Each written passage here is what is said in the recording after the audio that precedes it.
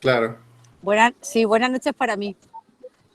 Estás en uno bello, con verde Sí, mira. y cielo celeste. ¡Apa! Ah, eso, como corresponde. No nos des envidia, don Esther. Bueno, ¿Cómo que no te espera, ¿Con perdona? estamos con Marc. Marc es un alemán. ¿En qué ciudad estás, Marc? Estoy cerca de Stuttgart, que es en el suroeste de Alemania. Pero que Encantada, Mar. maneja muy bien el español. Encantado. Bueno, ¿sí? casado con una chilena, Una chilena. así que practicando todos los días. Así que Muy bien. Y viviendo aparte de España.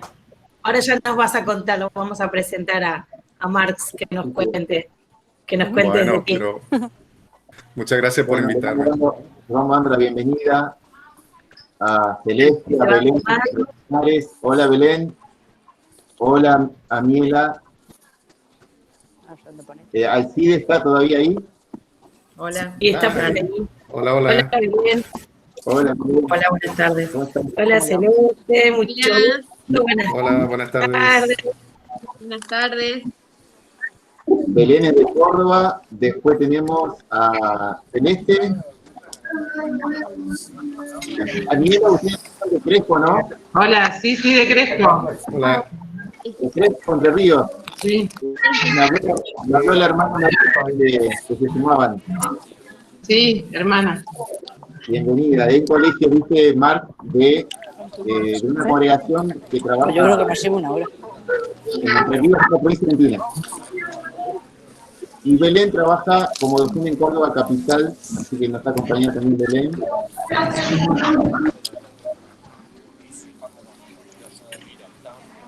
Vamos a esperar unos minutos más que se terminen de conectar y el que pueda a lo mejor cerrar los micrófonos para evitar que... Claro, porque eso es como la red de Fortis, o es gente que trabajan todos en el ámbito educativo o también sea más diverso. Contale, Sole, un poco. Ahora te vamos a contar. Nosotros este espacio que lo tenemos todos lo hemos instaurado hace unos viernes, donde estuvo Pilar, estuvo Maika, nos fueron acompañándonos. Es un espacio que desde la consultora queremos ofrecer para aquellos que quieran saber un poquito más de prosocialidad, porque están con nosotros en la consultora, porque son allegados, porque se van a sumar a proyectos, porque queremos ir acompañando este proceso de crecimiento personal. Entonces hay de todo un poco, hay algunas personas que ya están trabajando, está, por ejemplo, hoy nos acompaña Esther, que trabaja con nosotros en un proyecto de la organización de Línea Positiva y también quiere conocer un poco de lo que hacemos nosotros. Está Alcides, que es un gran educador y bueno, yo tengo la dicha que es mi papá, pero es un gran educador y nos acompaña, es como si fuera nuestro asesor espiritual de la consultora, ¿no, Julio? Como educador es muy bueno, como papá es un mártir. No, mentira. Así que bueno, y después se van a ir sumando distintas personas que bueno, suelen estar nosotros de profesorados de Córdoba, espacios, Carolina, docente de la escuela donde está Alcides, la Carola, Rita, que es de nuestra consultora. ¿Cómo andan? Qué bueno verlas. Rita está en Entre Ríos. Bueno, mientras tanto le voy presentando a Marc Brundelius. Primero es un gran hombre y Hola a todos. Un gran amigo. Así que bueno, Marc va a contar un poquito cómo es tu formación, Marc. Que estás ahora en Alemania, ¿no es cierto? Estás de vacaciones, pero él es alemán, en una ciudad cerca de Stuttgart, ¿no? Sí, exacto. ¿Cómo se llama la ciudad?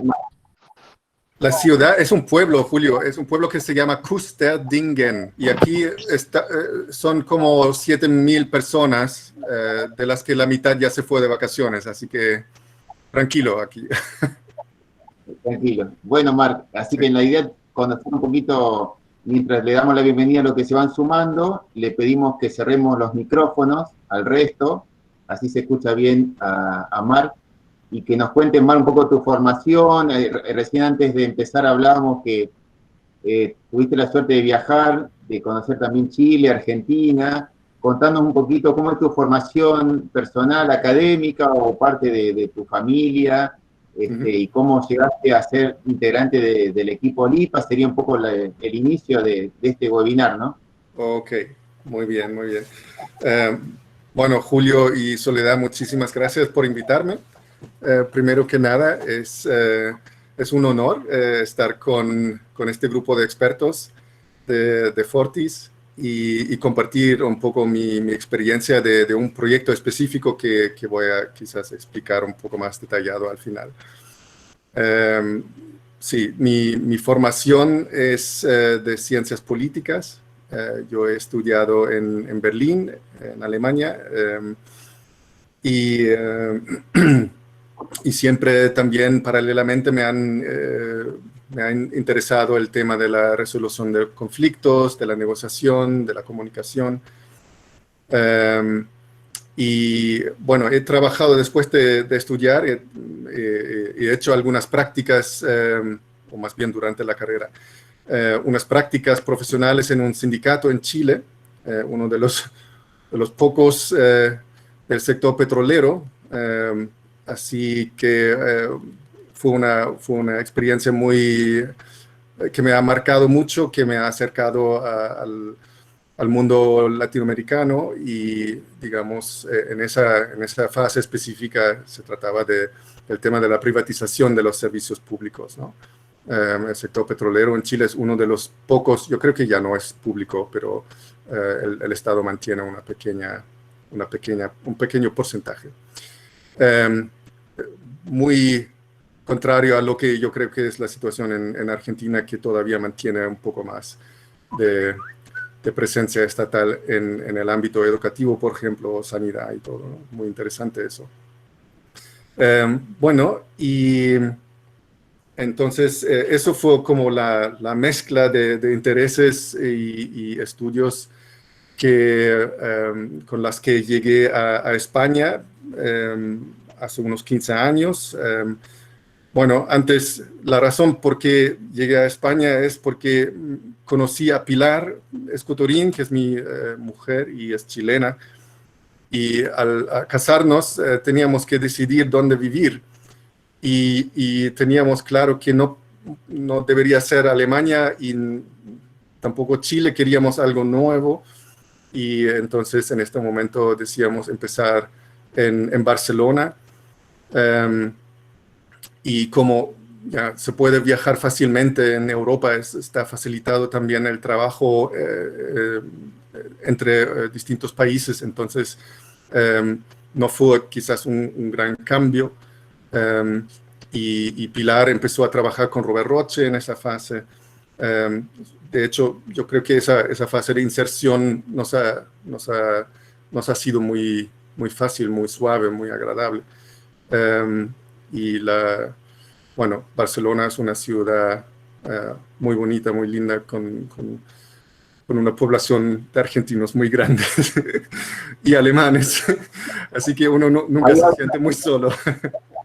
Hay alguna pausa para comentarle a todos los que están hoy presentes que Marc hizo de buen samaritano conmigo, porque tomando la frase de Alcides, ¿no?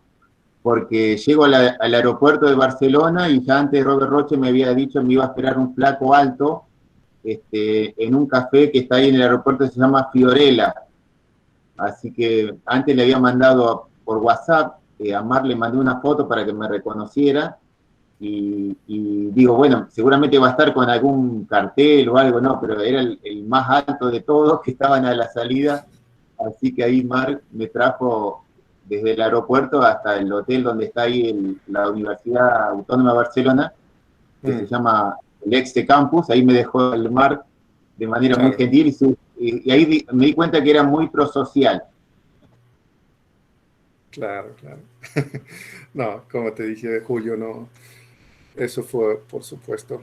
Y bueno, a esa altura ya hemos hablado un poquito de la prosocialidad en el ámbito empresarial, ¿no? Yo me acuerdo que el tema de las organizaciones era un tema que hemos hablado contigo. Y, y es una cosa que en el principio, cuando yo estaba cuando llegamos a Barcelona, el primer proyecto que tenía ahí tenía eso como propósito, la responsabilidad social de las empresas. Y trabajaba en un proyecto de unos 2-3 años, donde las empresas, muchas de ellas eran pequeñas, medianas, pero también sin fines de lucro, ¿no? Todos tenían un interés de producir algún concepto de responsabilidad social, pero muchas veces había como una cosa de desconexión entre los que pensaban estos conceptos y los demás en la organización, ¿no? Como que no engancharon muy bien.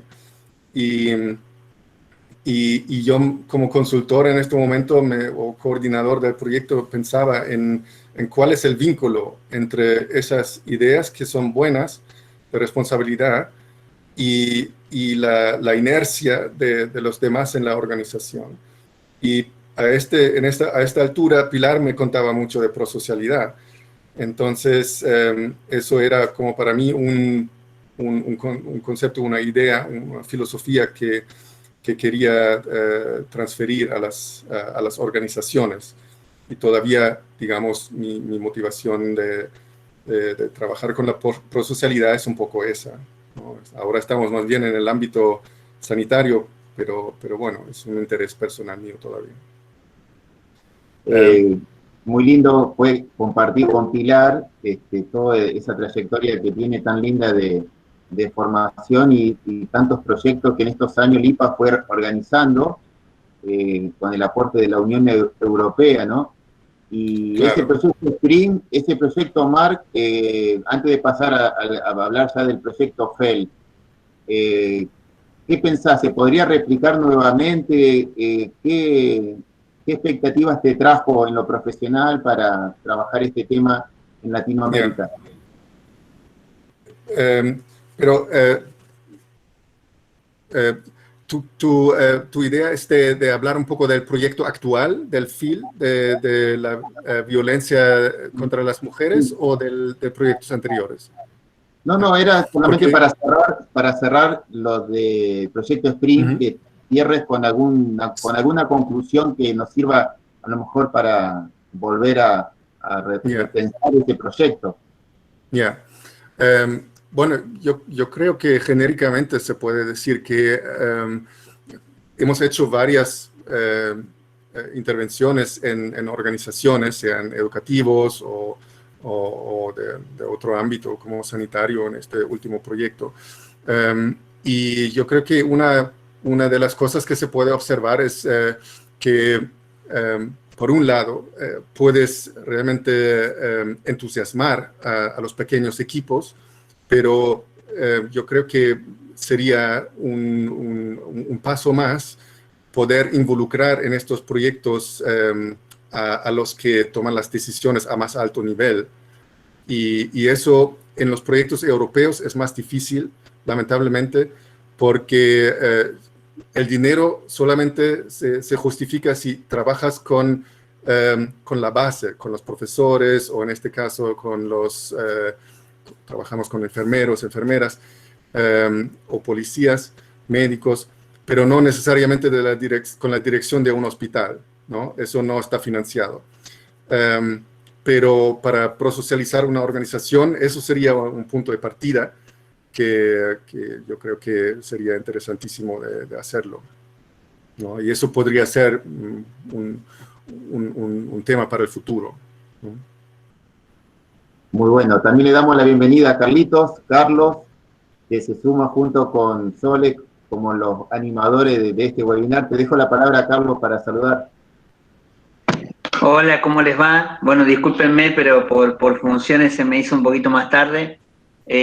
Bueno, un gusto poder estar presente y bueno, y poder tener este honor y esta gracia especial de tenerlo a Marc entre nosotros contando su rica experiencia. Un saludo para todos. Hola, Carlos. Muchas gracias. Bueno, Marc, entonces pasamos ahora a contar un poquito lo del proyecto actual. Y Sí. bueno, y después ahora se pueden hacer algunas preguntas Ya. por el chat, vamos a ir compartiendo con Sole algunas inquietudes. Ok, Y tenemos también Graciela, que trabaja en el Ministerio de Educación de Córdoba, en la prevención también de violencia de género y trata de personas, que también le agradecemos a Graciela que está presente. hola, buenas. Muy bien, muy interesante.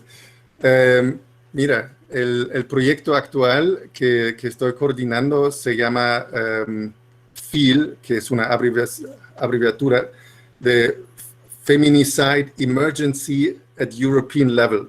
Eso es siempre son construcciones de palabras que hay que hacer para convencer un poco a la Comisión Europea de que hay un concepto también de comunicación y de marketing.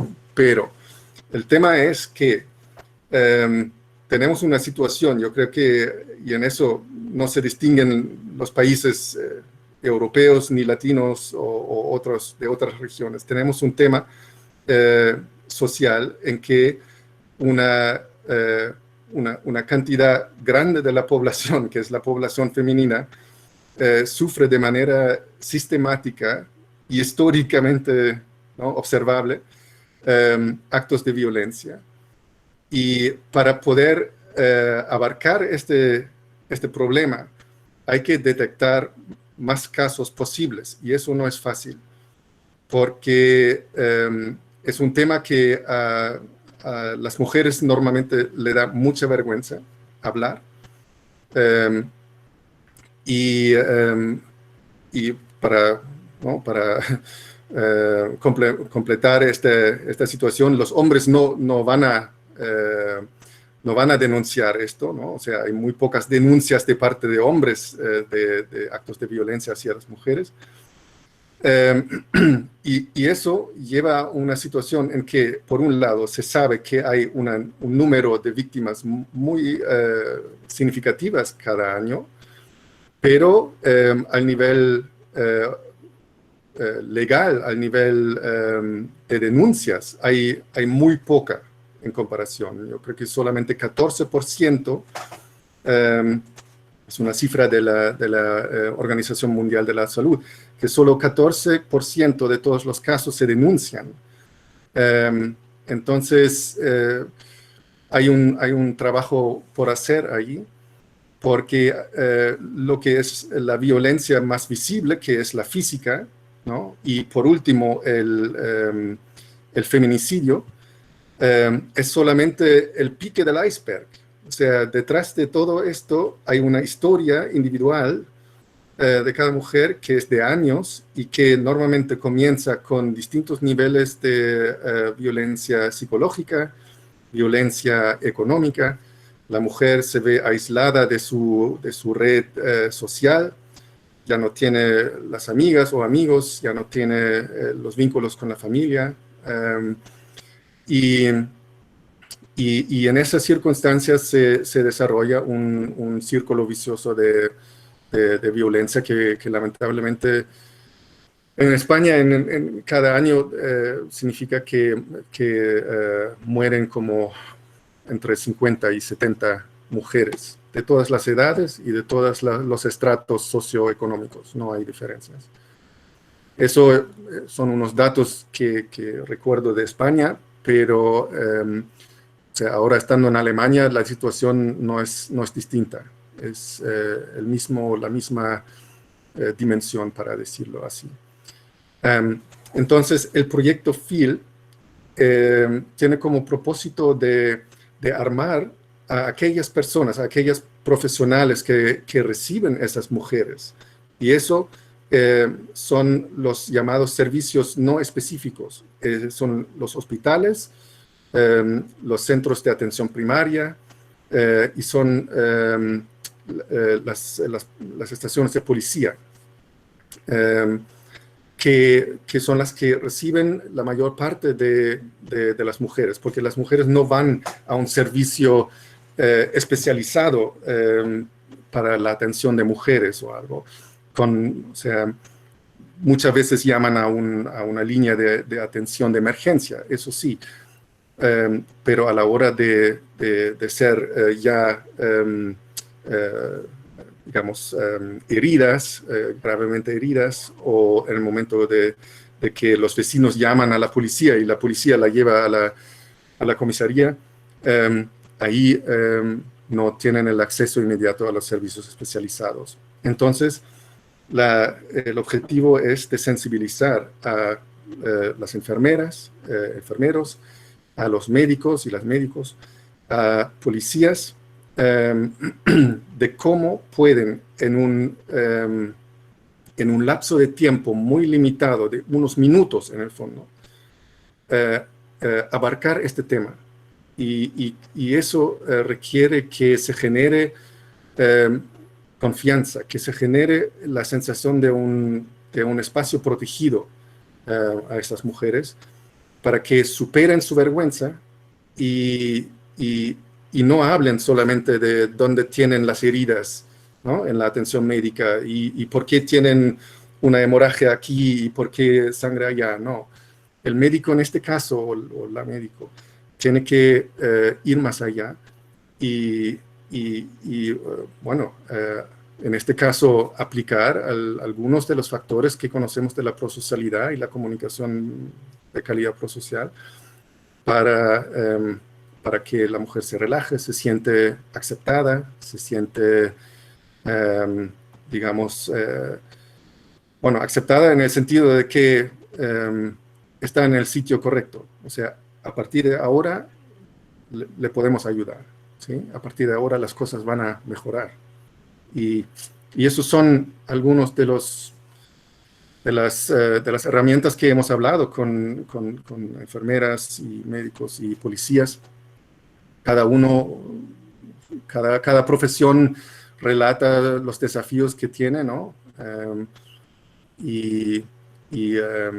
Hemos diseñado un concepto de formación de unos 15 horas en que hemos trabajado tanto la comunicación prosocial como otras herramientas, o sea, herramientas de análisis del estado motivacional de la mujer, ¿no? O sea, para dar un ejemplo, una mujer que ha sufrido violencia está a veces en una situación en que ella misma lo niega que eso es violencia de género contra ella, y que no tiene la conciencia de que eso va a peor. Entonces, son situaciones, por ejemplo, en que muchas veces no hay ni siquiera entrar mucho en este tema, porque así no va a volver. Generar confianza en este momento significa tan solo decir, mira, si la cosa se vuelve si vuelve a ocurrir, aquí tiene el teléfono, aquí tiene la página web o algo así, ¿no?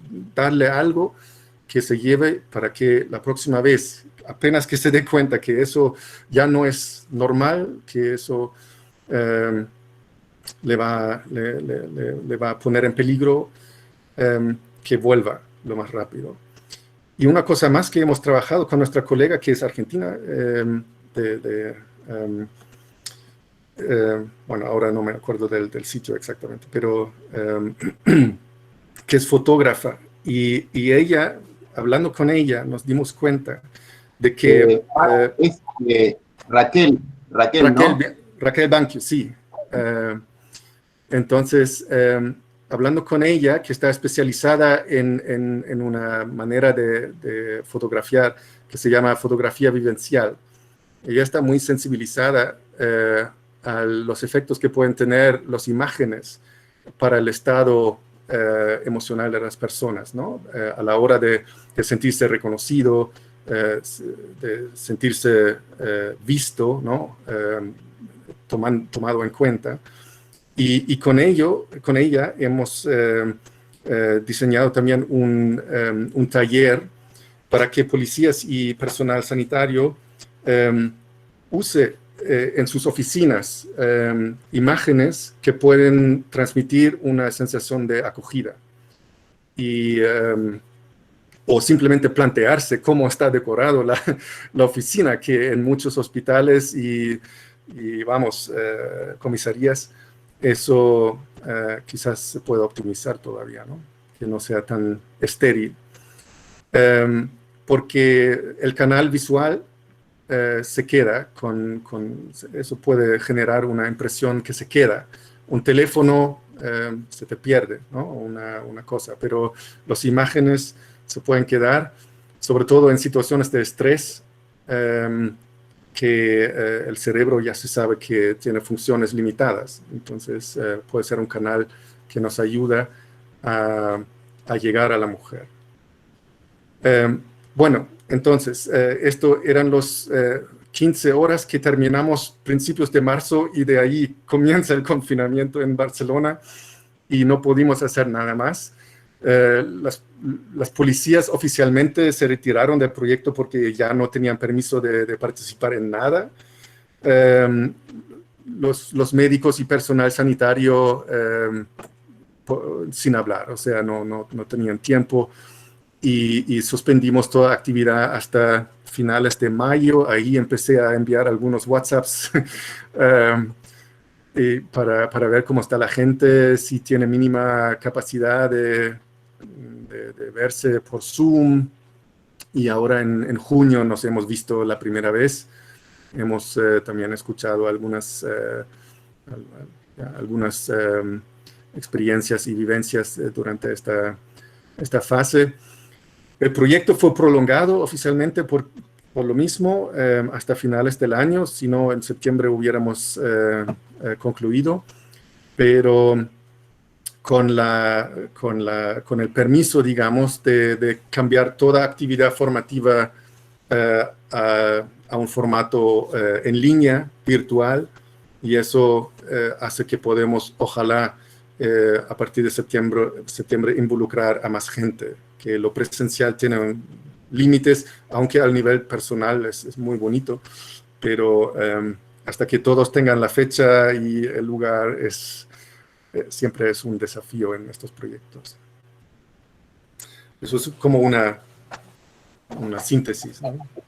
En verdad, Marc, qué hermoso proyecto, ¿no? Porque por ahí los que no, personalmente no es uno de los temas que manejo en educación, pero sí creo que en este tiempo del mundo y de la sociedad, mucha gente la está pasando mal, muchas mujeres la deben estar pasando mal y muchos niños también. Me preocupan mucho los niños también, ¿no? Claro. Porque de verdad hay muchos niños que tal vez ese espacio de sus papás, de cansancio, de agotamiento, de frustración, de tantas situaciones que viven, no pueden manejar sus emociones. Bueno, no quiero hablar, está el especialista, mi amigo Carlos, por aquí, ¿no? Pero cuántas cuestiones. Y me parece que lo primero, cuando uno habla de esta realidad, es de saber cómo acompañar, porque no es solo la buena voluntad de quien desea acoger a alguien que está siendo víctima, porque el que no sabe, una palabra, un gesto, puede profundizar más el dolor o puede alivianar el dolor, puede abrir a que la persona pueda decir, y me parece que los espacios que tú puntualizaste son claves, ¿no? Son espacios que no hay que solo jugar con el buen deseo o con la buena intención de quien está, sino con la preparación para recibir especialmente esta realidad, ¿no? Entonces, qué importante, ¿no? Que podamos darle herramientas a la gente, que es como el primer espacio donde el que está sufriendo pueda recurrir, ¿no? Y pienso que también nosotros en las escuelas tenemos que aprender a detectar esto, ¿no? A detectar un niño o una mamá, ¿no? Que uno en una entrevista o en un encuentro en un patio descubre una mamá que está pasándola mal, que está sufriendo, que está teniendo situaciones. Yo he tenido situaciones puntuales, ¿no? Que uno obra con buena voluntad, con alguito de sentido, ¿no? De acogida, pero es bueno saber puntualmente cómo es la forma, esto que tú dices de la imagen, qué claro, porque realmente una imagen puede acoger y decir mucho más que la palabra de alguien, ¿no? Me parece súper interesante, ¿no? esto que tú traes, ¿no? Como posibilidad. Bueno, gracias, Soledad. De hecho, hace unos años atrás trabajamos con profesores el tema de cómo detectar niños que tienen una situación en que son testigos de violencia, porque los efectos, y quizás no digo nada nuevo, aquí son muchos del ámbito educativo, pero los efectos que tienen los niños después de ser testigos de la violencia pueden ser tremendos. Psicológicamente pueden tener daños irreversibles si no intervienes. Y teníamos, bueno, quizás eso puede ser también parte del intercambio de hoy, pero cómo pueden los maestros, ¿no? Las maestras realmente saber qué le pasa al niño, porque lo que se ve desde afuera son comportamientos que no son claros, que llama la atención o es muy tranquilo, o trabaja mucho, tiene las mejores notas, pero no tiene amigos, o en las edades más pequeñas quizás no, es más fácil porque, no sé, más fácil, pero si no se integran en los grupos o si... Sí. ¿no? Sí, yo solo puedo agregar quizás que yo no me hubiera imaginado trabajar en este contexto, en este ámbito. Para mí es un ámbito nuevo y estoy prácticamente aprendiendo todos los días de nuestros colegas. Entonces, pero la magnitud del problema es algo que yo desconocía y ahora me doy cuenta que es un ámbito donde se puede hacer muchas cosas para salvar vidas, digamos, psicológicamente o físicamente. Mira, Marx, y tú sabes que una de las cosas que a mí me preocupa mucho, ¿no? Es que como docentes, ¿no? Insistimos mucho en enseñarles a los niños desde pequeños a identificar situaciones de violencia. Porque una mujer que es víctima de violencia en la edad adulta también lo debe haber sido de niña muchas veces, con pares, con amigos, con familiares y de la edad adulta, ¿no? Esto de enseñarle a los chicos que mi cuerpo es el primero que dice que no. Esto de que si hay algo que no me gusta, aún en la mirada de un otro, en un gesto, cuando uno se acerca a un niño y el niño enseguida es reacio, hay algo, porque el niño lo primero que quiere es la coger. Hoy, lamentablemente, la realidad del mundo nos está haciendo distanciarnos, ¿no? Pero cuando te acercas a un niño, el niño naturalmente busca el regazo del otro, al encuentro con el niño. Cuando te pone la distancia es porque siente que algo lo va a incomodar y lo va a violentar, ¿no?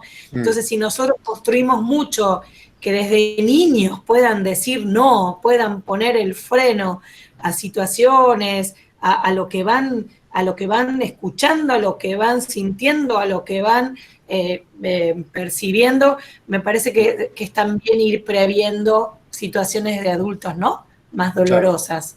Sí, yo creo que eso es uno de los múltiples roles de las maestras y maestros, que realmente esta profesión es de tantos niveles y de tantas capacidades, habilidades.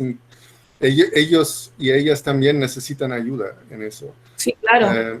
O sea, lo que a nosotros nos contaron es que tienen el riesgo de involucrarse personalmente sin saber cómo actuar efectivamente. Entonces, quieren ayudar, pero no se dan cuenta porque no están preparados de que eso es un tema para los servicios especializados.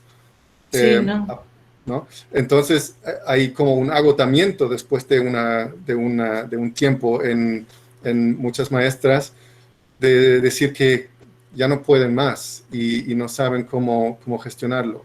Entonces, bueno, y ahí quizás volvemos un poquito a este aspecto de la organización. Si en aquellas, yo vi un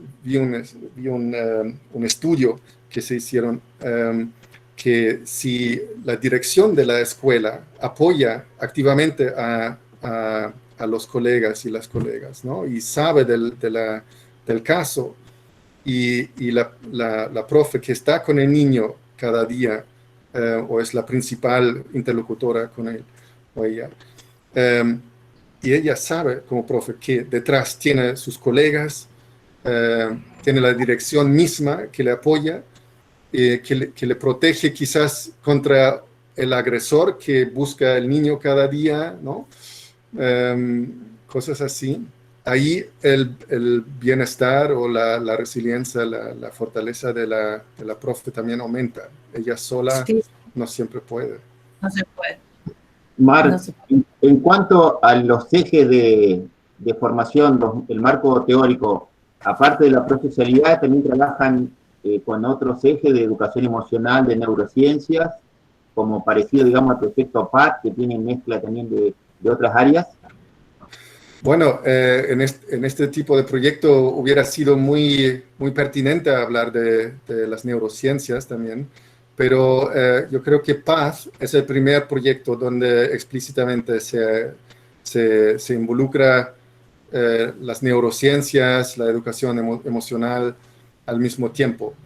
Pero yo creo que este diseño es muy pertinente en este tipo de proyectos, y espero que en un futuro se siga viéndolo más veces. Pero claramente en FIL, en el tema de la capacitación de policías y personal sanitario, tenemos expertas que son psicólogas clínicas y psiquiatras que también, digamos, se mueven desde este ángulo, pero yo entiendo que en otros proyectos como PATH hay gente de las ciencias mismas, ¿no? Yo creo que los socios italianos en PATH son de las neurociencias directamente, ¿no? Hacen investigaciones allá. Bien, ¿qué te parece? Perdón. Sí, Carlito, que podamos hacer algunas preguntas también en el chat, dale. Exactamente, acá hay en el chat un par de mensajes. Dice Graciela Sánchez: los niños son víctimas directas de la violencia, hay que romper el mito de que eran víctimas secundarias, esto que decías vos, Marc, de las secuelas que deja también en el testigo de la violencia, en el que la habita, sin a veces padecerla de manera primaria. Yeah. La violencia tiene eso, ¿no? Esta cuestión de que engloba a todas las personas que son parte de esa situación. Y también dice Graciela después, con respecto a lo que decíamos, exactamente hay que tener en cuenta la comunicación no verbal. En eso yo quisiera hacerte una consulta también con respecto a eso, Marc, aprovechando tu presencia y tu sabiduría y tu experiencia. A veces uno, por ayudar, nos pasa con la prosocialidad, con todo tipo de comportamiento prosocial que queremos ejercitar, transitar, también con lo solidario. Muchas veces uno, en pro de hacer el bien, en pro de ayudar, no hablemos de los especialistas, ¿no? Salgamos de la cultura de los especialistas, hablando en las personas que a veces están en los equipos sin ser especialistas o que somos testigos de estas problemáticas. Terminamos victimizando más, ¿no? Muchas veces cristalizando situaciones. Esta es la chica que padeció violencia, esta persona le sucedió esto. No, hay que tener en cuenta esto.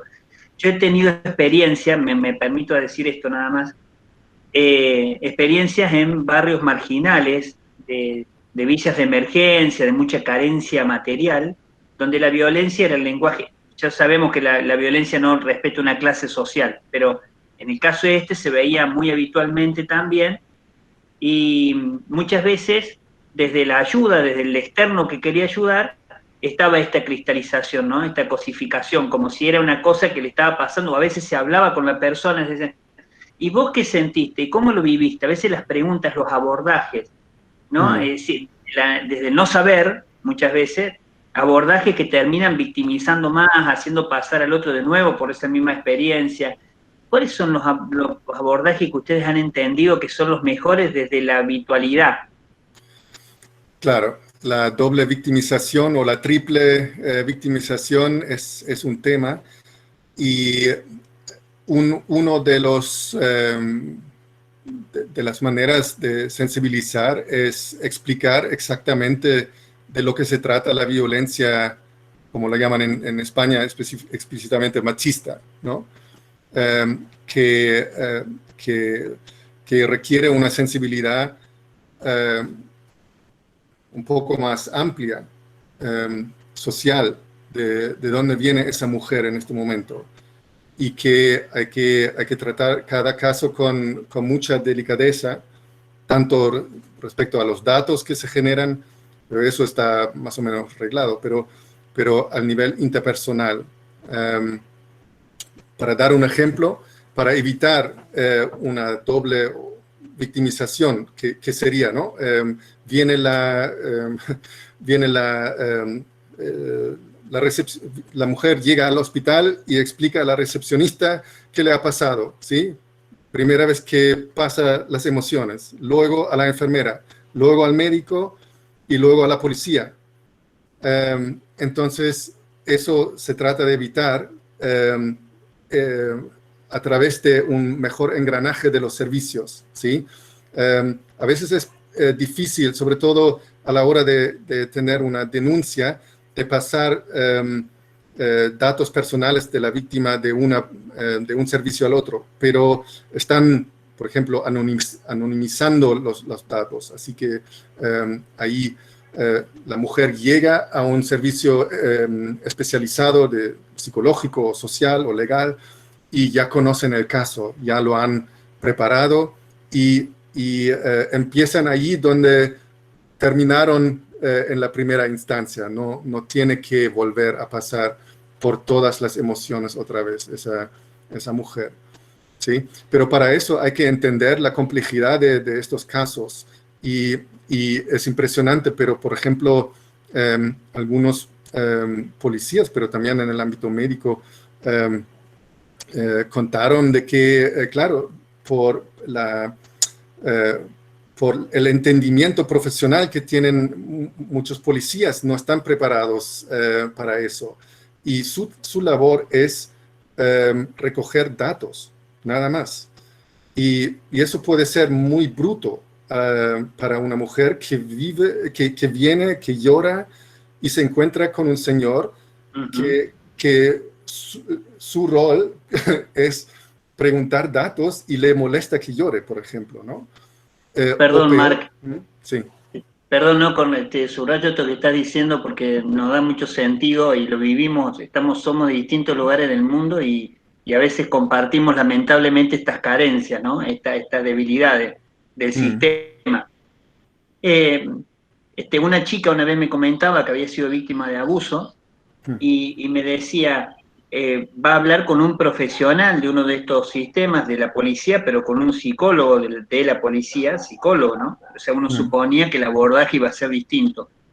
Y me decía, me sentí como el día que padecí ese abuso. Sentí lo mismo, ¿no? Por cómo fue abordada, porque en realidad fue de una manera así, muy grotesca, sin tiempos, sin ningún proceso de escucha empática para nada. Es esto que vos decís, ¿no? Exacto. Y esa mujer no va a volver a la policía. Va a aguantar más y corre riesgo su vida. Por eso tenemos casos donde las mujeres efectivamente fueron a la comisaría y luego volvieron con el agresor y el agresor les mató. O sea, estaban en la policía ya. Y no se hizo bien este proceso. Entonces, hay que decir que dentro de la policía, sobre todo en Cataluña, los mozos de escuadra, ¿no? Hacen ahora un gran esfuerzo para sensibilizar a su gente. O sea, nuestro proyecto viene en un momento en que hay que decir que las instituciones están bastante sensibilizadas, y otros cuerpos policiales también hacen esto, pero claro, son muchísimas comisarías, es una organización muy grande la policía en un territorio nacional, ¿no? Entonces es casi casi un cambio de cultura organizacional, diría yo, porque no puede ser el poli duro en una situación y luego te encuentras con una situación en que tienes que acoger a la mujer que ha vivido violencia de género, sino tienes que tener un concepto de policía que es quizás un poco más, bueno, ahí entramos en el otro tema, menos masculino, ¿no? Quizás un poco más diverso y con elementos más de negociación, de escucha, de comunicación, ¿no? Eso sería como la perspectiva que yo personalmente me planteo qué perspectiva podemos promover con estos proyectos, ¿no? Yo creo que en este caso hablamos de la policía, pero también culturalmente en una sociedad, eso es lo que podemos hacer, es que cuestionarnos la masculinidad en este caso. Cuando tú, Marc, cuando tú planteas esto, una nueva masculinidad, porque bueno, yo soy hija de un padre que está acá y es un ejemplo de hombre y de esposo y de profesional, tengo hermanos varones, tengo un hijo varón. Cuando hablamos de esto, ¿no? Porque entonces uno pone en una tela de juicio que sí que hay mucho machismo, que es cierto. ¿Cómo ayudar a construir también una imagen de hombre que puede cuidar a una mujer, que puede ser compañero, que puede trabajar, que podemos compartir, que puede dar, que puede ser empático en otra mujer que está siendo víctima, ¿no? ¿Qué piensas que han construido ustedes cuando hablan de un punto de partida para otra masculinidad?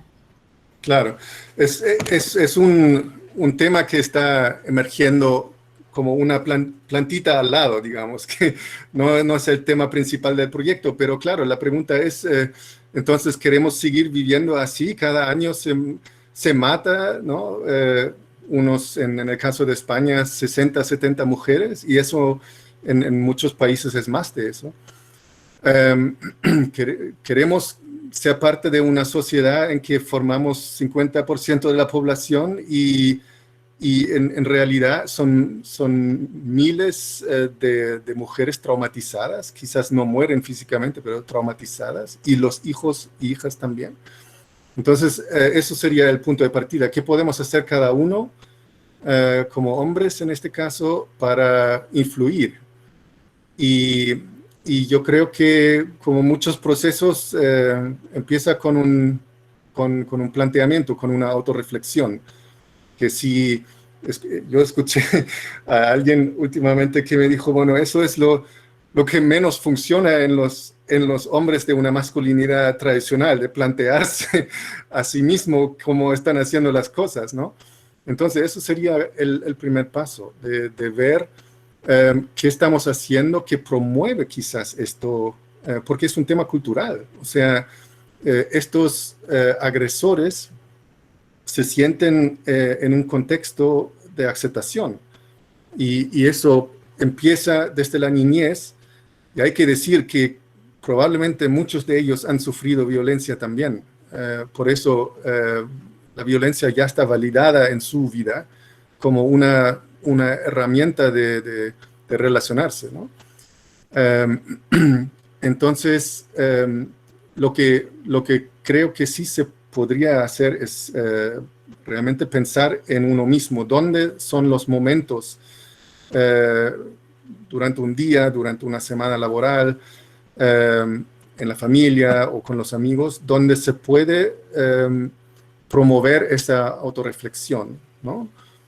Por ejemplo, muy sencillo, que aparentemente no hay un vínculo entre chistes sexistas y la violencia que llega a un asesinato de una mujer. Pero claro, todavía me llegan algunas veces chistes sexistas por WhatsApp, por ejemplo, ¿no? Entonces, ¿cómo reacciono? Porque sé quién es y no, quizás hay una buena relación. ¿Cómo le digo que esto, yo creo que no son los chistes que deberíamos hacer, ¿no? otra sensación que yo creo que entre hombres es más difícil hablarlo que entre hombres y mujeres, esto de la autorreflexión, ¿no? Entre hombres, yo muchas veces,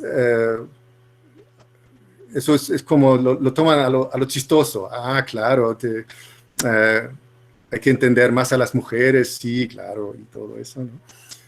Yo sé que estos chicos en casa tienen mujeres que les hacen entender las cosas, o sea que no es que ellos están fuera de este contexto, pero entre hombres no lo admitan, no es un tema que se pueda abordar fácilmente, ¿no?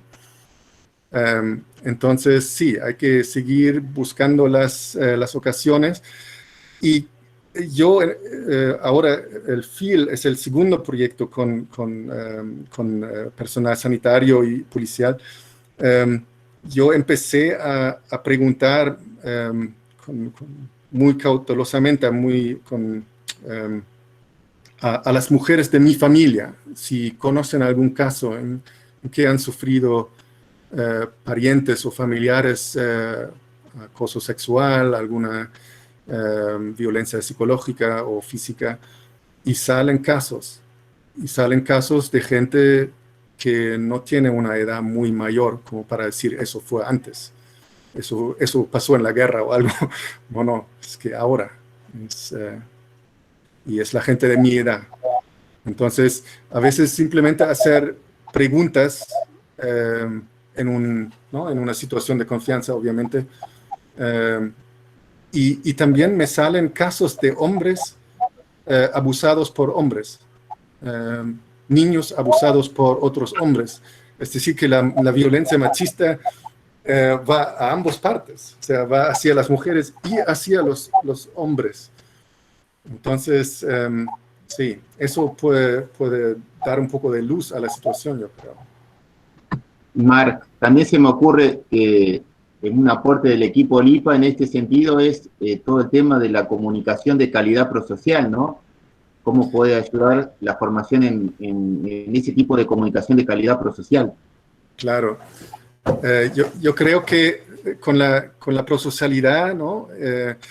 Y la comunicación como la herramienta concreta de llevarlo a la práctica, tenemos un concepto para humanizar las relaciones en general, ¿no? De interesarnos por el otro y verle en sus distintos matices y su situación que puede sufrir o que puede gozar, ¿no? O sea, estar con él empáticamente o ella.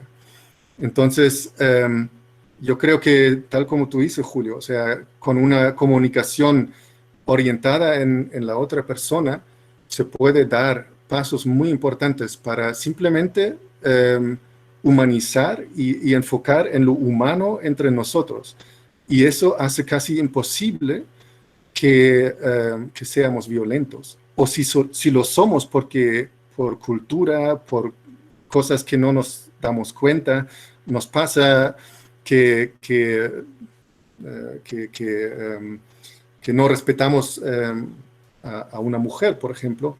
Entonces, este tipo de comunicación siempre nos da la posibilidad de disculparnos, de decir, bueno, estoy entendiendo que eso no ha sido bien. Entonces, lo bueno, encuentro yo, de la comunicación prosocial es que te lleva también a ti mismo y te da la posibilidad de ser más auténtico y aceptar críticas, ¿no?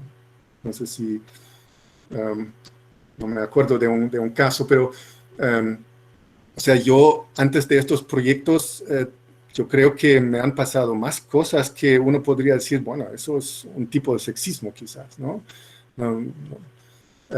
También quizás con el nacimiento de mi hija, muchas cosas cambiaron y muchas más reflexiones acerca del género empezaron a ocurrir, ¿no? Pero, digamos, los jóvenes, quizás entre 15 y 25 años, no reflexionan en este momento sobre su impacto en el otro y en una mujer, por ejemplo. Fácilmente comentan en el estado físico de la otra persona, ¿no? ¿Y por qué tienes las piernas tan gordas? Eso es una cosa que sale así de rápido. Y en una chica eso puede tener un impacto devastador, ¿no? Entonces, sí, la comunicación es una clave en eso, yo creo. Clarísimo. Si Sí. alguien, la verdad que hay mucho para pensar y reflexionar, porque cuando uno empieza a, como tú dices, ¿no? A afinar la mirada, a poder descubrir, aparecen Claro. muchas cosas más. ¿No es cierto? Cuántas cosas tal vez se nos escapan en lo cotidiano, con situaciones puntuales que uno podría haber ayudado, ¿no? Tú planteabas esto, claro, ¿no? De la violencia, el vínculo, de lo económico, de lo emocional, cuántas realidades, ¿no? Nos han circundado y uno ha escuchado con esto, ¿no? Que es tan doloroso. Y cuánto Claro, poder. o sea, ahí, claro, yo creo que es importante el rol otra vez de las escuelas y del profesorado, obviamente, porque es la edad temprana donde se puede sensibilizar a los niños. Y claro, yo creo que es quizás una de las primeras generaciones que ahora puede recibir una educación así, y quizás en unos 10, 15 años podemos medir algún impacto de eso, ¿no? Sí. Y por otro Porque lado, también van a ser policías, también van a ser agentes de salud, también van a ser esas además, personas que van claro, formando, van a ocupar espacios en la sociedad que no claro, solo para su vida personal, sino para su ser social y su función, ya estarán preparados y con una mirada ya diferente, sí. ¿no?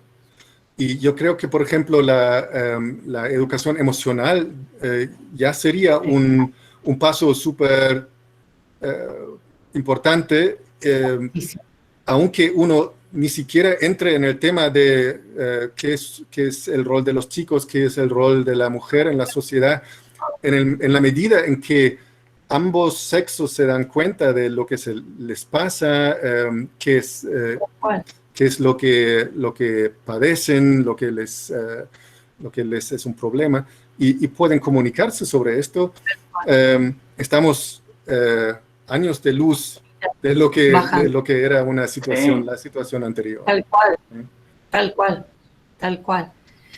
Uno a veces lo ve teóricamente, ¿no? Y dice, sí, las competencias emocionales intrapersonales, el autoconocimiento, la autogestión, y parece que eso está aplicado solamente a algunas cuestiones que tienen que ver con los procesos de desarrollo emocional personales, organizacionales. Pero cuando te escuchamos a vos, Marc, nos damos cuenta de todo lo que significa eso en prevención, ¿no? Exacto. Todo lo que tiene que ver con prevención, nada más que la prevención a veces tiene mala prensa porque hace que las cosas no sucedan de alguna manera, como no se ve lo que sucedió malo, como que no existió nunca. La prevención es muy difícil visibilizarla, pero tan importante en esto de la circulación de la palabra, de la comunicación prosocial y en esto de las competencias básicas, ¿no? Yo que vengo de un mundo, parezco mucho más jovencito, pero ya tengo mis años, pero yo que vengo de un mundo muy machista, ¿no? De una construcción de la masculinidad y de una, por lo menos en mi Argentina y de los ámbitos donde yo he estado, muy marcada la cuestión esta de la cosificación de la mujer y la desvalorización de la mujer. Por ejemplo, inclusive hasta desde el lenguaje positivo, diciendo, no, la ternura es femenina, es la femineidad, la ternura es femenina, no, la ternura no es femenina ni masculina, es ternura, y estamos invitados a vivirlo todos, ¿no? Claro, entonces, exacto. A veces la definición de género de ciertas cosas, o por fortaleza o por debilidad, bueno, nosotros hemos tenido que desaprender, como es tan importante aprender como desaprender, ¿no? Nosotros hemos tenido que desaprender mucho. Sí, sí. Y totalmente de acuerdo, desaprender. Y pero además creo que incluso en el ámbito escolar podrían verse efectos a más corto plazo. Por ejemplo, el clima de aprendizaje, ¿no? Eso con la educación emocional quizás aumenta un poco, los niños se van al cole con más gusto, aprenden más, quizás sacan mejores notas, no sé. Yo creo que ahí hay mucho a favor de esa educación emocional. Y eso de la convivencia entre sexos o géneros, eso viene después. Pero yo creo que casi diría que el punto de partida puede ser la educación emocional. Me parece más aplicada, ¿eh? Pero seguramente está mezclado. Sí. Bueno, qué interesante, Marc, todo lo que nos has compartido. La verdad que te voy a ser sincera, pensé que no iba a poder compartir contigo porque no soy experta y preparada en el tema, y me abriste un mundo de cuestionamientos y de inquietudes desde nosotros que estamos en los distintos ámbitos educativos, realmente muy interesante, ¿no? Bueno, si alguien quiere compartir algo, si alguien tiene algún eco o alguna pregunta o algo que aportar y poder ir dándole como un cierre a este encuentro tan cercano. Marx, fuiste muy cercano, muy claro en tus ideas. Yo pienso personalmente que, bueno, que ojalá puedan encontrar la forma de esta realidad del mundo de no perder esa conexión con lo que venían haciendo, porque más allá de la realidad, ¿no? Debe haber mucha gente que la está pasando muy mal. Entonces, bueno, que el proyecto pueda seguir creciendo, pueda seguir encontrando su lugar de proyección, sí, y de acompañar, ¿no? Sí, de hecho, siempre es un poco una pena que se terminan después de 2 años estos proyectos y uno está con ganas de seguir. Pero bueno, yo creo que si hemos hecho un buen labor, entonces son otros que siguen practicando y que quizás aplican la comunicación prosocial o algo así, ¿no? Pero yo llego, en muchos de estos temas llego siempre a la misma conclusión, de que en el fondo la parte donde se puede incidir más es la educación. O sea, nosotros con médicos y enfermeras estamos en la parte donde ya todo ha pasado, digamos, ¿no? Entonces, la educación es clave. Y en este sentido, ustedes están en el momento y en la posición correcta y más inmediata, ¿no? Entonces, Marc, antes de dejarle la palabra a lo mejor Graciela, si quiere hacerte alguna pregunta o compartir algo, Graciela, que trabaja en la misma temática que vos, ¿te parece que es viable que se pueda hacer en Latinoamérica este proyecto, que puede expandirse fuera de Europa? Bueno, yo creo que la temática es la misma. Y sobre todo si hay gente sensibilizada en el profesorado, en la administración, yo creería que sí. Y es necesario avanzar en este ámbito porque hay mucha gente que sufre, ¿no? En este sentido, yo creo que sí. Estoy seguro que también hay algo, hay que mirar lo que existe ya y tratar de ver cómo vincularse con lo que hay. Pero sí, este tipo de proyecto, Julio, yo creo que es algo que en este momento, sobre todo porque durante el confinamiento las cifras de maltrato han aumentado, puede llamar mucho la atención, puede tener una buena acogida, ¿no? Este tipo de proyectos. Entonces, Julio. Sí, adelante. Sí, bueno, acá en Argentina tenemos la ley Micaela, que es la capacitación a todos los funcionarios y empleados públicos del Estado municipal, provincial y nacional. Solamente que como les pasó a ustedes con esta pandemia, este aislamiento, si están haciendo en forma virtual, que yo creo que, bueno, antes que nada es más o menos, pero no hay cómo hacerlo práctico con la gente, o sea, en grupos y con compañeros de trabajo de oficinas o del lugar donde esté trabajando. Pero yo lo revisé a la ley Micaela. Son 4 módulos donde están toda la temática de género. Está desde la diferencia de sexo-género hasta la diversidad, las herramientas que tenemos para la mujer en situación de violencia, a dónde recurrir, pero en ningún punto, ningún eje, está la prosocialidad. Y yo, no sé, no voy a cambiar la ley de Micaela porque es una ley nacional, pero ahora se está expandiendo porque no solamente va a ser para los empleados de los 3 estados, sino que se va a expandir a lo que es el fútbol, el deporte, y a cualquier institución que quiera adherirse a la ley. Entonces yo ahí sí puedo decir, bueno, yo le voy a presentar un proyecto, que después le voy a preguntar a Julio a ver cómo me ayuda, pero le tenemos que agregar la prosocialidad.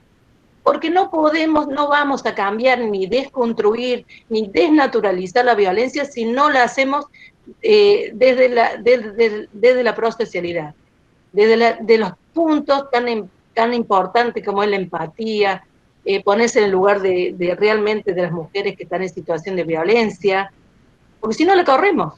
A donde vayan, si no estamos preparados, la corremos y vuelve a su lugar igual que antes.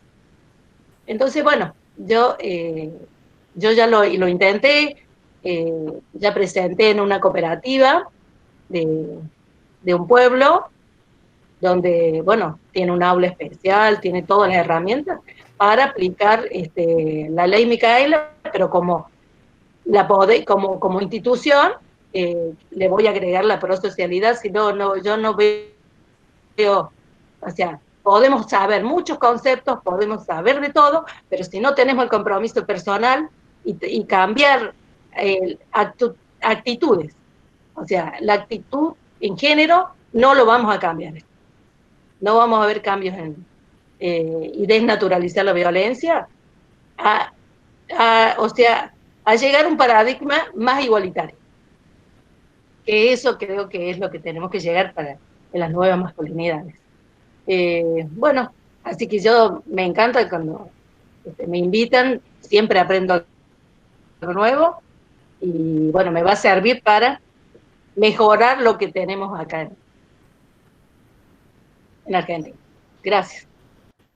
A ti, Graciela, por tu aporte. Y a no desanimar, ¿eh? Vamos. Y contagiar a muchos otros. Seguro, seguro. Julio, ¿algo para cerrar esta tarde? No sé si hay alguna otra pregunta, algo para compartir. Después le damos la palabra al CIDES, que no haga una reflexión final. Está con su ruana colombiana el CIDES hoy. No sé si quieren compartir algo. Belén, Aniela, Débora, Esther, también tiene la palabra. Esther. ¿No tiene teclado? ¿O sí? El micrófono. Ah. Tu micrófono está cerrado. Ahora lo tengo abierto. Bueno, yo había escrito, creo que había reflejado 3 puntos que me parecía, o sea, que comparto la opinión totalmente del experto. Y uno de ellos es la importancia de la imagen en los centros. Lo sé porque los conozco y quería aportar algo desde mi posición de coach, o sea, no podría no dejarla pasar.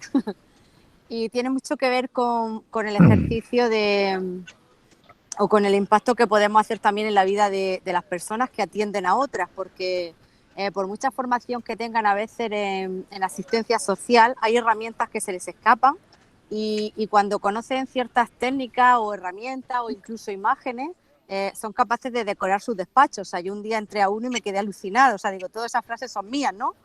Entonces, es sorprendente Luego también aportaba lo del tema de la prevención, porque, o sea, abordar una situación de violencia, por supuesto que es necesario e indispensable, pero sobre todo también actuar en la prevención, ¿no? O sea, ¿de qué nos sirve actuar cuando una mujer ya está medio muerta? O sea, ¿por qué no le damos materiales, formación a los niños y a los adultos, que digan, basta ya? O sea, los jóvenes ellos saben exactamente lo que se puede permitir que un hombre haga con la mujer o no. O sea, yo creo que eso es primordial.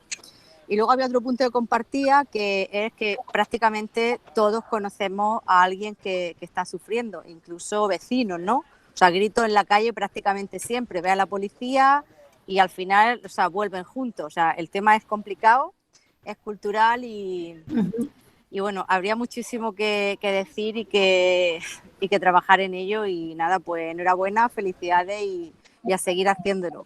Cada uno desde nuestra sección pues ponemos nuestro granito de arena. Gracias, amiga, por tu aporte y por acompañarnos. No pusieron en el chat tus preguntas, por eso te preguntamos. Gracias. ¿Cómo que no? Gracias. Yo las leo desde acá. Bueno, yo le he dado a enviar, pero bueno, en todo caso ya os la he comentado. O sea, ya las dijiste y ya las compramos. Gracias, Esther. Gracias. A vosotros. Bueno, así otra cuestión más que me parece que es interesante, Marc, antes de que hable Alcide, no sé si está ahí, sí.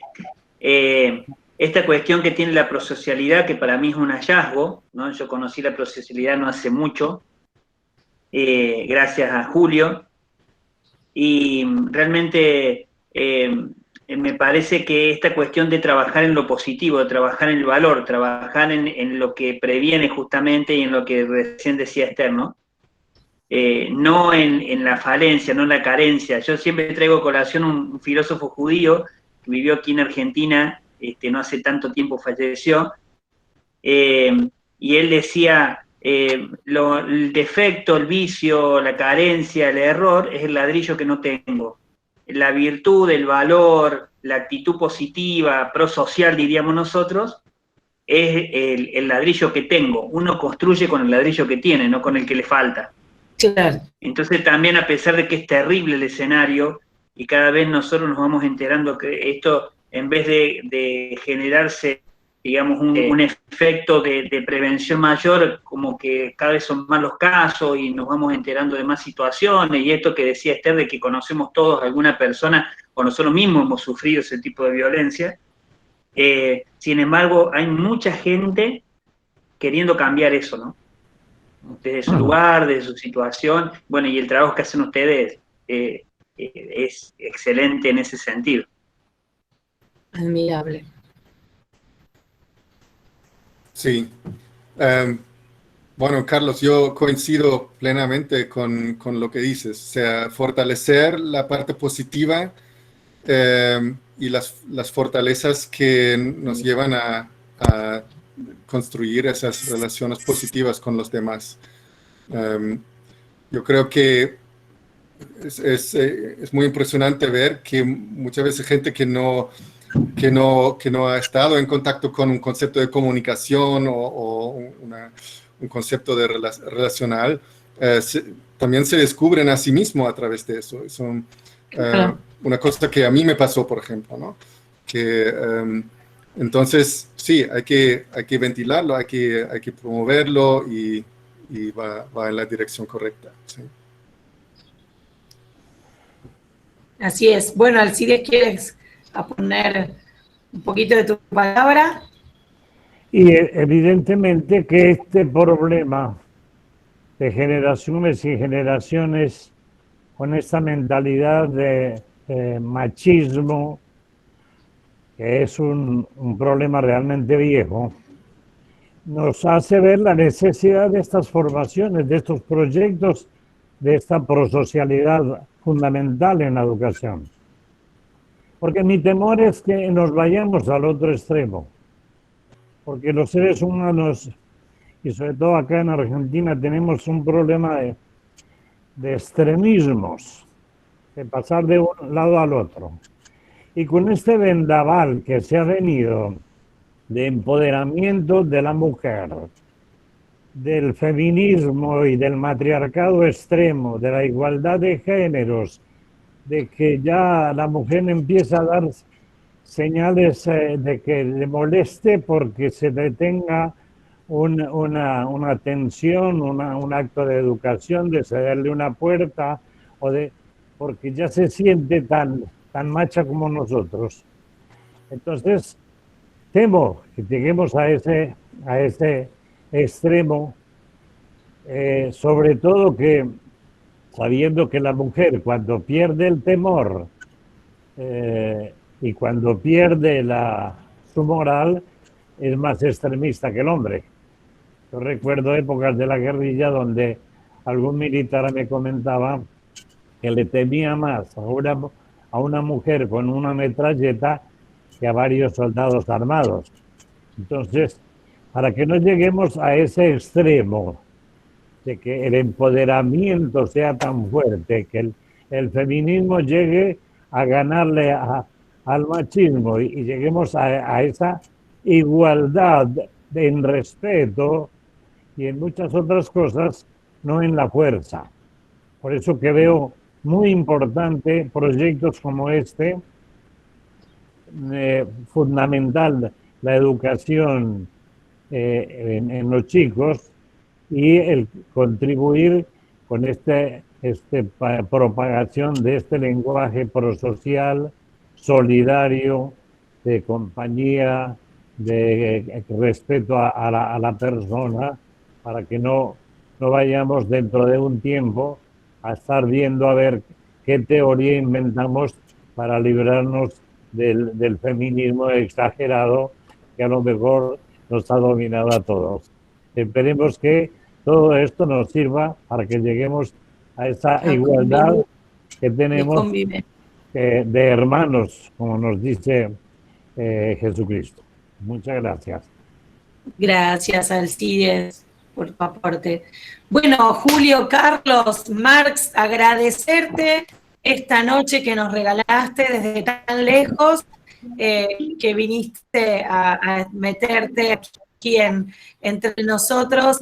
La verdad que hemos disfrutado de que el equipo LIPA haya estado con nosotros, hemos aprendido un montón, hemos podido caminar juntos. Julio es nuestro director y nuestro referente, y quien nos ha regalado la posibilidad de conocerlos a ustedes, que ya ahora son amigos nuestros y colegas nuestros a través de esta linda virtualidad. Así que muchas gracias por la calidad tuya, por tu calidad. Un abrazo a Pilar, porque el otro día disfrutamos de ella. Y bueno, a seguir compartiendo. Aquí tienes tu equipo de Argentina para seguir compartiendo, caminando juntos, ¿no? Para transformar el mundo, para que pueda ser más humano, más solidario, más empático, más comprometido, ¿sí? Así que bueno, don Julio Firmani, don Carlos Ábalos. Bueno, Marc, muchas gracias. La verdad que sos un gran amigo y te debo el favor de cuando vengas a algún aeropuerto en Argentina te tenga que ir a buscar. Te tomo la palabra. Dale. Así que bueno, agradecer a todos los que estuvieron presentes. Esto gracias, realmente nos ayuda mucho a que esos proyectos los podamos también conocer. En el flyer está el sitio web para que puedan leer el proyecto. Marc, si querés comentar un poquito el material que hay ahí. Sí, es un resumen del proyecto y sus objetivos. Se ve también quién trabaja en el proyecto, ¿no? Un poco el equipo. Y luego tenemos una sección de videos donde hablamos de algunos de los factores de la prosocialidad que a los participantes ha llamado más la atención. También habla Robert y una experta nuestra que es psiquiatra. Entonces, ahí vamos a poner más noticias. A partir de septiembre, yo espero que en octubre, finales de octubre, noviembre, habrá un evento online para un público amplio y les voy a avisar a través de Julio. Sería fantástico si nos veremos allí, si no antes. Y Para eso sirve un poco la página web, que ahora también va a tener más noticias apenas que volvamos a empezar en septiembre. Buenísimo, buenísimo. Bueno, ha sido un regalo para mí también. Muchísimas gracias. Muchas gracias, Marc. Muchas gracias. Gracias a todos por estar, ¿no? Dale, gracias, vamos a gracias, tratar de hacer gracias, vamos a hacer un esfuerzo con Sol y Carlos. Tengo que visitar a Marc en Barcelona. Y a Esther en Murcia. Y después vamos a ver la Esther a Murcia. Sí. Exactamente. Bueno, un abrazo. Saludos a todos y todas. Gracias, un abrazo. Un beso grande. Un beso grande, gracias. Cuídense y chao, Belén, chao, Pablo, chao, Alcides, chao, Graciela. Saludos. Un abrazo.